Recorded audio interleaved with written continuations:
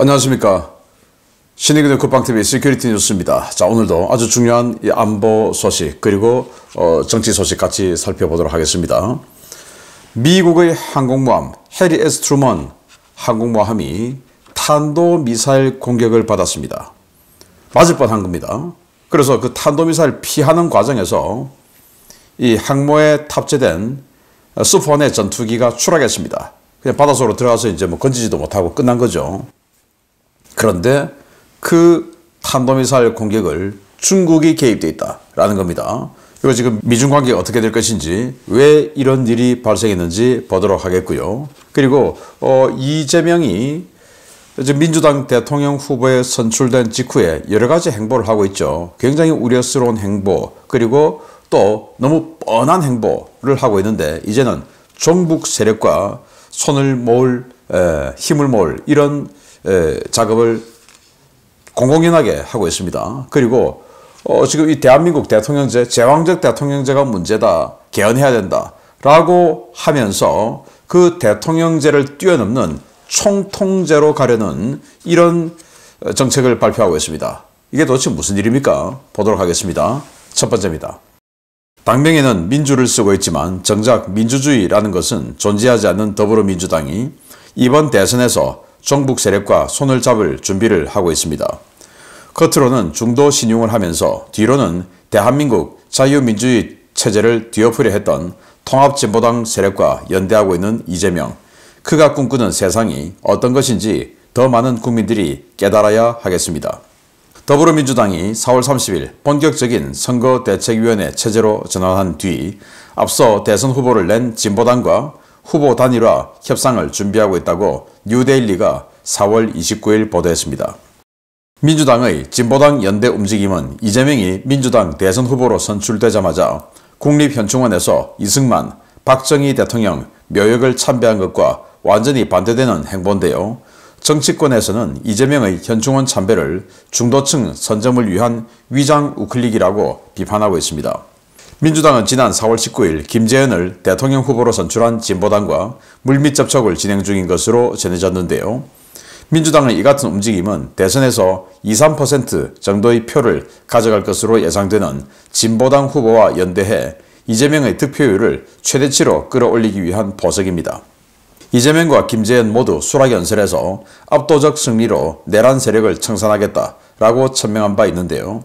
이들의 발언은 후보 단일화를 염두에 둔 발언으로 해석되고 있습니다. 극좌 반국가 성향의 단체들도 지난 4월 23일 광장 대연합 정치시민연대라는 연합단체를 구성하고 단일화 여론몰이에 들어갔는데요. 이 단체는 국내 반미 종북 세력의 대부로 불리는 박서군 한국진보연대 상임공동대표가 주도하고 있습니다. 이재명이 손을 잡은 진보당은 지난 2014년 12월 내란 음모 혐의로 해산된 통합진보당의 후신으로 김재현 역시 당시 통진당 국회의원이었는데요. 통진당 주류 세력인 경기동부연합은 지난 2010년 지방선거 당시 성남시장 선거에서 이재명과 후보 단일화를 해주고 청소 용역업체를 세워 이권을 챙긴 바 있습니다. 이재명은 오랫동안 종북 세력과 연대해왔고 유엔과 미국의 대북 제재를 어기며 불법으로 거액을 북한에 송금한 것은 물론 통진당 세력과 단일화 준비를 하고 있는데요. 이들이 꿈꾸는 세상에 자유와 민주주의라는 것은 존재하지 않는다는 것을 한 명이라도 더 많은 국민들이 깨달아야 하겠습니다. 네, 이재명이 통진당 후신인 이 진보당과 손을 잡겠다라는 겁니다. 김재현이 이제 대통령 후보로 진작에 선출되어 있었죠. 그런데 뭐 김재현이가 압도적 승리를 할 수 있는 대통령 후보가 아니지 않습니까? 그런데 압도적 승리를 하겠다 라고 하면서 이재명과 똑같은 이야기 했어요. 자, 대선 후보 선출되고 나서 이렇게 현충원 가서 박정희 대통령, 이승만 대통령 묘역에 참배를 했습니다. 그러면서 속으로는 이러고 있겠죠. 존경한다니까 정말 존경하는 줄 아냐? 예. 그가 그동안 해왔던 말들이죠. 그리고 그동안 해왔던 행동이죠. 절대 속으면 안 된다라는 겁니다. 그리고 요즘 보면 이 어깨에, 목에 힘이 얼마나 들어가 있는지 벌써 대통령 다 된 것 같아요. 여러분들 TV 보시면 그렇지 않습니까? 네. 그 어깨에 힘을 좀 우리 국민들이 힘을 모아서 그 어깨에 힘을 좀, 목에 힘을 좀 빼줘야 되겠다라는 생각이 드는데요.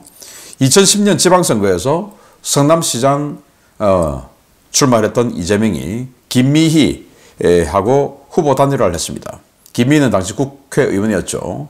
그러면서 김미희가 선대본부장이 되었어요. 그리고 당선되고 나서 인수위원회 위원장이 되었어요. 그리고 나서 어떤 짓을 했냐? 경기동부연합입니다. 경기동부연합을 그 인수위원회에 대거 참여를 시키고 그리고는 끝나고 나서 나눔환경이라는 청소 용역 업체를 설립했습니다. 그리고는 성남시의 청소 대행업체를 선발하는 공고를 냈는데 아무런 실적도 없는 신생업체가 그 성남시의 청소 용역을 따낸 거예요. 참 기가 막히죠. 그리고 어떻게 지금까지 이렇게 승승장구하고 있는지 정말 대한민국 사법체계가 이랬어야 되겠냐라는 생각이 듭니다. 대놓고 그냥 나눠 먹는 겁니다. 이름도 나눔 환경이었어요. 자, 그리고 지금 저들은 광장 대선연합 시민연대 해서 이걸 이제 이 종북 완전 극좌 세력들이 이렇게 만들어서 후보 단일화하라 라고 하고 있는데 우리 보수 또 우파가 분열되었어야 되겠습니까? 안 되죠. 자, 북한이 지령을 내렸었죠. 민주노총 간첩단 그 수사 기록에 나와 있지 않습니까? 북한이 지령을 내렸는데 어떻게 지령 내리냐? 유사민주당들, 그러니까 지난 대통령 선거에서 심상정의가 안 나왔으면 이재명이가 됐다 이거죠. 그래서 이제는 민주당이 가는 길에 위해가 되는 그 유사민주당들은 전부 다 제거해라, 공격하라 라고 지령을 내렸죠. 그래서 요즘 진보당이다, 정의당이다 이런 정당들의 지지도가 굉장히 낮은 거예요. 왜? 민노총이 북한 지령받고 전부 이제 민주당으로 올인을 하니까 그쪽으로는 갈 세력이 없는 거죠. 자, 이런 상황입니다. 북한의 지령에 의해서 자, 너는 나간다고 선언하고 그리고 나서 힘을 보태줘 라는 그 지령 아니냐 라는 생각이 들 수밖에 없는데요. 네, 정말 이런 이 종북주의자들의 이 연대에 맞추어서 우리 대한민국을 지키고자 하는 우리 세력들은 정말 마지막 남은 한 사람이라도 힘을 모아서 이재명에게 대한민국을 지키는 이런 대항을 해야 되겠다. 여기에 저 사람은 안 돼, 이 사람은 안 돼, 이 사람은 미워. 이런 말을 하는 것조차가 전부 북한과 이재명을 돕는 말일 수밖에 없다라는 절박함을 우리는 가져야 됩니다. 그들은 민주주의가 망할 때까지 민주주의를 외쳐라 라고 계속 교육을 받아왔던 저 자들인데 우리가 여기에서 분열이 되었어야 되겠습니까? 반드시 뭉쳐서 이 자유를 뺀 민주주의를 외치는 자들을 우리는 척결해내야 됩니다. 그리고 제가 뭐 인지전 말씀을 드렸죠.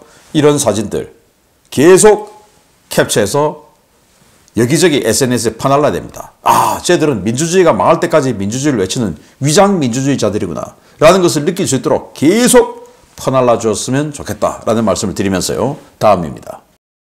제왕적 대통령제를 비난하며 개헌을 요구했던 민주당이 이재명 대선 후보 선출 직후 제왕적 대통령제를 넘어선 총통체제를 준비하는 모양입니다. 입법, 사법, 행정 모든 권력을 틀어쥔 무소불위의 절대 권력 체제를 추진 중인데 어쩌면 21대 대선이 대한민국 국민이 치르게 될 마지막 자유선거가 될지도 모르겠습니다. 이재명이 대선에서 승리할 경우 기획재정부를 해체하고 예산 편성권을 대통령실에 두는 방안을 추진 중이며 이것이 현실화될 경우 당권과 입법권에 이어 예산권까지 장악한 무소불위의 권력이 탄생할 것이라고 조선일보가 4월 29일 보도했습니다.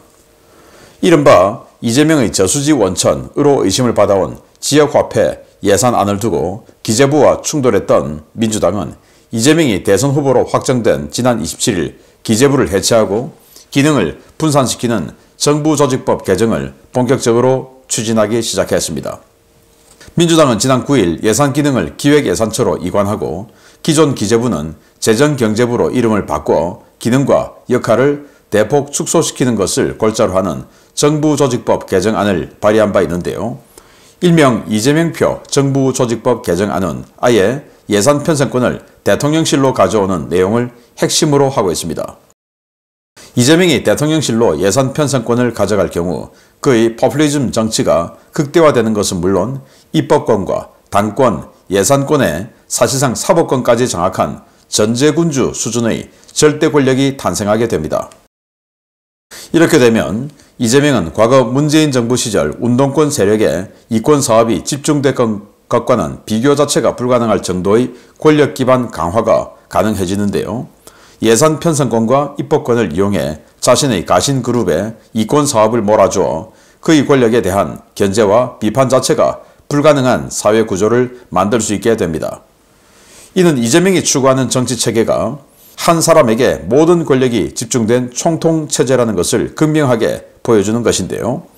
대한민국 국민들, 이번 선거가 마지막 자유선거가 되고 앞으로는 술자리에서 대통령을 욕할 수도 없는 통제국가가 될 수 있다는 절박감을 가지고 이번 선거에 임해주시기 바랍니다. 네, 이재명이 이 옷 입고 할 때 정말 이 좌우에서 쩔쩔매면서 마치 황제에게 뭔가 공경을 표하는 이 내시들의 이런 자세하고 비슷한 그런 모습들을 우리는 지금 TV를 통해서 보고 있고, 이 목에 힘이 얼마나 들어가는지 이 뭐 뻣뻣하기가 주체를 할 수가 없어요. 어깨와 목에. 자, 그런데 대통령 이제 통치를 하는 통치죠. 그걸 크게 통치하는 권력을 준 대통령이죠. 큰 대자로 권력을 크게 준 게 대통령. 총통은 뭐냐? 그 통치 권력을 전부 다 줬단 말입니다. 총통. 히틀러. 여러분들 아시죠? 바로 그 히틀러. 그래서 이 이재명이 기획재정부가 기분 나쁘다 이거죠. 왜 기분 나쁘냐?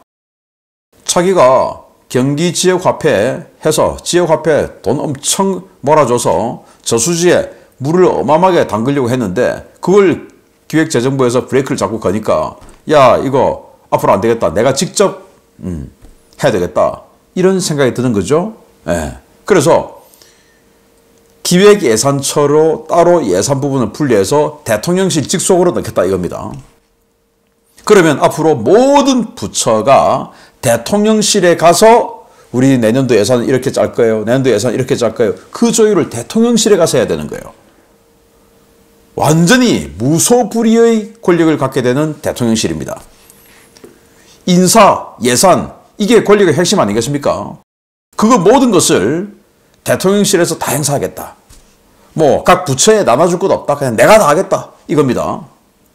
그래서 그렇게 안 할 때도 태양광 관련해서 뭐 어마어마하게 이권 나눠 먹었을 거야. 뭐 아직도 지금 수사 뭐 진행되고 있고 뭐 이런 그런 의혹들이 있는데 나눔 환경 보십시오.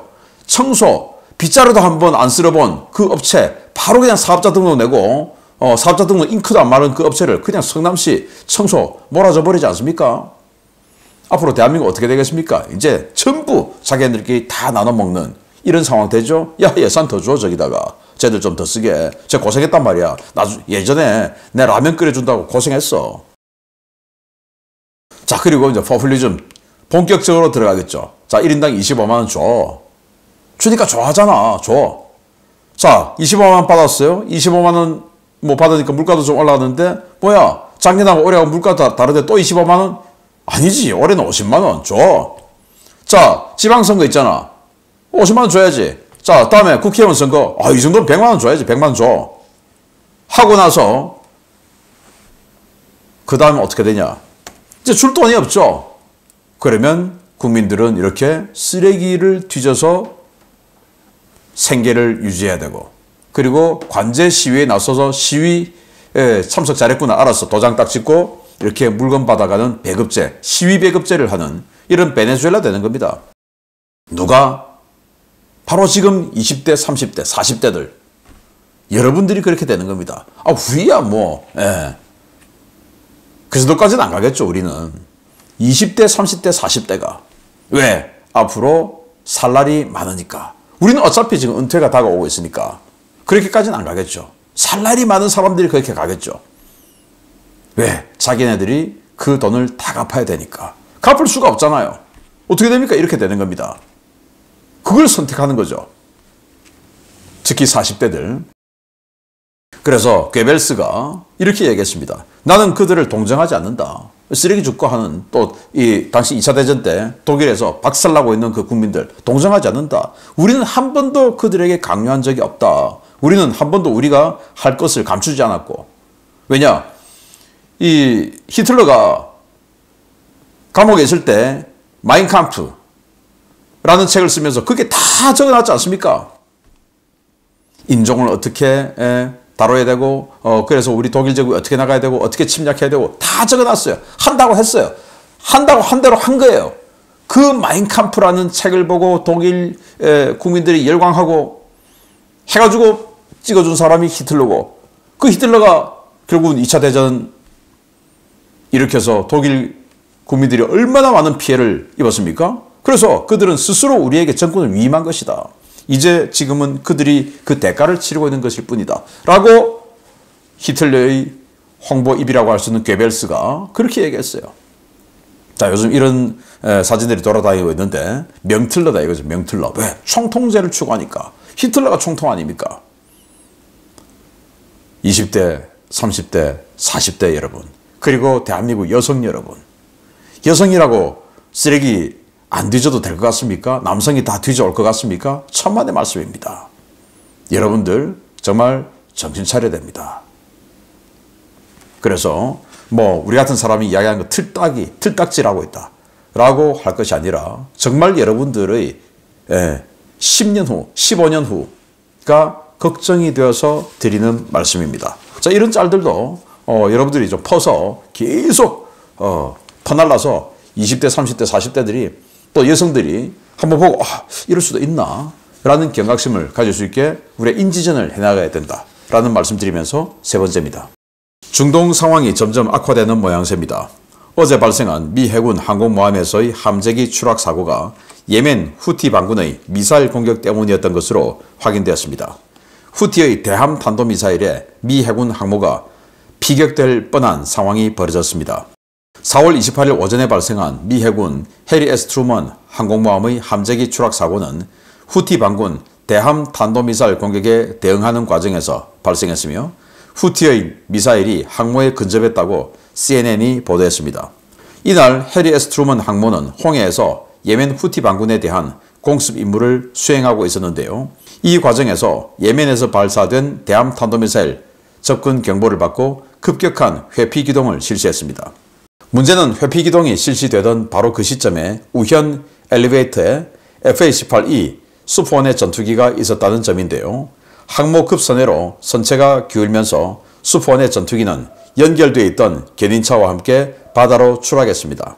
사고 발생 당시 트루먼 항모는 사우디 제다 항구 인근 해역에 있었는데요. 이곳에서부터 예멘 국경까지는 직선거리로 약 870km에 달해 후티의 대함 탄도미사일 사거리가 당초 알려진 것보다 크게 확장되었을 수도 있다는 사실도 확인되었습니다.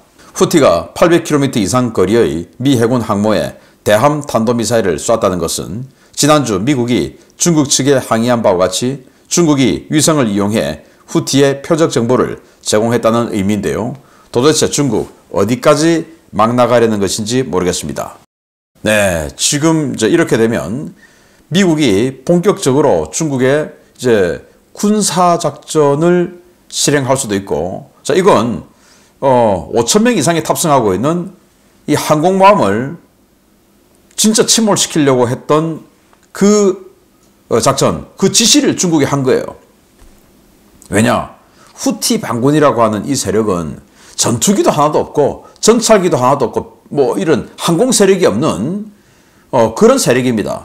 그런데 이런 세력이 어떻게 국경에서 870km 떨어져 있는, 뭐 국경에서 쏘지는 않겠죠. 좀 내륙에 쏘았겠죠. 그러면 1000km 정도 멀리 떨어져 있는 미 해군 항모, 그것도 정박해 있는 것도 아니고 항해 중에, 항해가 뭐 배가 반드시 이쪽으로 갈 거야 라는 것도 아니죠. 가다가 꺾었다가 오다가 이렇게 할 수도 있는 거 아니겠습니까? 그 항해 중인 항공모함 위치를 어떻게 알겠습니까? 누군가가 위성으로 실시간으로 따라다니면서 보면서 알려줬다는 거죠. 그 누구겠습니까? 중국이죠. 중국. 그래서 지난주에 지금 이 홍해에서 작전 중인 미 군함 그리고 미국의 상선 이런 것들을 향해서 미사일 공격을 하는 것을 중국이 표적을 제공해 줬다. 중국 그러지 마라 라고 미국이 공식 항의했죠. 그런데 그 항의가 무색하게 이런 일을 저질러 버린 겁니다. 자, 여기 지금 이 항공모함이 360도 선회에서 지금 밑으로 내려오는 모습을 볼 수 있는데요. 아마도 진행 방향으로 탄도미사일이 오고 있었겠죠. 그래서 방향을 반대로 꺾어서 이제 이렇게 탄도미사일이 이렇게 갈 수는 없으니까 밑으로 내려온 것 같은데, 이렇게 급선회할 때 항모에 탑재되어 있던 전투기 중에서 항모 갑판에 전투기들 다 얹어져 있죠. 근데 갑판에 있는 전투기들은 이 바퀴하고 이런 것들이 다 결속이 다 되어 있습니다. 그래서 기동을 하더라도 떨어지지가 않아요. 그런데 마침 그때 이 엘리베이터에 이 지금 내부가 견납고죠. 견납고에서 엘리베이터에 전투기 얹어가지고 위로 올리려고 엘리베이터에 이렇게 전투기 한 대 얹어놓고 여기 토잉카, 전투기 끌고 다니는 토잉카 있죠. 이걸 걸어놓고 있는 상태였어요. 그런데 급하게 꺾어버리니까 이게 쏠려가지고 떨어져 버린 겁니다. 바다로. 왜? 여기는 결속이 안 돼 있으니까. 마침 조종사도 탑승해 있지 않았고 토잉카에도 사람이 없어서 인명피해는 없었습니다만은 1,000억짜리 전투기가 그냥 무장을 탑재한 채로, 무장 탑재했겠죠. 지금 위로 올리는 상태니까. 바다로 떨어져 버린 겁니다. 그리고 어쩌면 5,000명 이상이 탑승하고 있는 항공모함이 탄도미사일을 맞을 뻔한 겁니다. 후티의 대함 탄도미사일은 아셰프라는 이 미사일인데 이거 좀 덩치가 작아요. 그래서 사거리가 500km로 알려져 있는데 이게 2배 정도의 거리인 1000km를 날아갔다. 사거리를 대폭 연장할 수 있을까? 이 정도로. 아니면 다른 미사일을 누군가가 제공해 줬을 것이다. 이란이 제공해 줬겠죠. 어제 중국에서 이란으로 그 고체 연료 미사일의 산화제가 들어간 것을 지금 이스라엘에서 작업을 해가지고 폭발을 시켜버렸지 않습니까? 그런 것들이 지금 중국에서 탄도미사일 재료가 이란으로 들어가고 그 탄도미사일을 만들어서 이란이 후티에게 주고 그걸 가지고 미 항모를 박살내려 했던 것입니다. 정말 큰일 날 뻔한 건데요. 자, 그러면 여기서 또 우리는 어떠냐? 북한도 KN-17 대함 탄도미사일 이걸 가지고 있어요. 사거리 1000km 정도로 알려져 있는데 우리 대한민국 군함 안전할 수 있을까? 정말 우리 해군이 여기에 대해서도 심각한 방어 대책 고민을 좀 해야 되겠다라는 생각이 들면서, 자, 이번 사건으로 미국이 중국에 대한 여러 가지 협상과 정책에서 굉장히 감정이 섞인 대응책이 나갈 수밖에 없을 것이다 라는 생각이 듭니다. 점점 국제사회는 혼란 속으로 들어가면서 우리 대한민국은 중간에서 여기도 저기도 이제는 선택을 강요받을 수밖에 없는 이런 상황이 되었다. 그러면 우리가 어디에 서야 되겠습니까? 미국 편에 서야 되겠죠. 그러면 미국 편에 설 수 있는 정권을 우리가 만들어내야 됩니다. 마치겠습니다. 감사합니다.